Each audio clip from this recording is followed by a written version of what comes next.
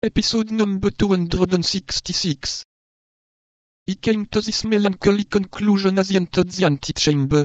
He placed his letter in the hands of the usher on duty, who led him into the waiting room, and passed on into the interior of the palace. In this waiting room were 5 or 6 of the cardinal's guards, who recognized D'Artagnan, and knowing that it was he who had wounded Jussac, they looked upon him with a smile of singular meaning. This smile appeared to D'Artagnan to be of bad augury.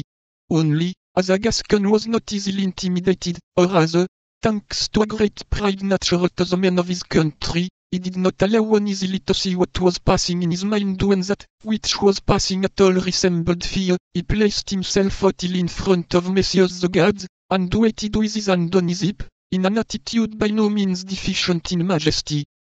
The usher returned, and made a sign to D'Artagnan to follow him. It appeared to the young man that the guards, on seeing him depart, chuckled among themselves.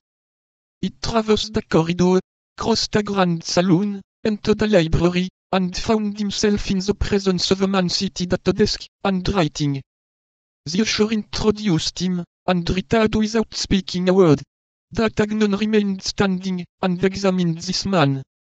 D'Artagnan at first believed that he had to do with some judge examining his papers, but he perceived that the man at the desk wrote, or rather corrected, lines of unequal length, scanning the words on his fingers. He saw then that he was with a poet. At the end of an instant the poet closed his manuscript, upon the cover of which was written, Merim, a tragedy in 5 acts, and raised his head. D'Artagnan recognized the cardinal. 40. A terrible vision. The cardinal leaned his elbow on his manuscript, his cheek upon his hand, and looked intently at the young man for a moment. No one had a more searching eye than the Cardinal de Richelieu, and D'Artagnan felt this glance run through his veins like a fever. He however kept a good countenance, holding his hat in his hand, and awaiting the good pleasure of his eminence, without too much assurance, but also without too much humility. Monsieur, said the Cardinal, are you D'Artagnan from Bern? Yes, Monseigneur, replied the young man. There are several branches of the D'Artagnan at Tarbes, and in its environs, said the Cardinal. To which do you belong? I am the son of him who served in the religious wars under the great King Henry, the father of his gracious majesty. That is well. It is you who set out 7 or 8 months ago from your country to seek your fortune in the capital? Yes, Monseigneur.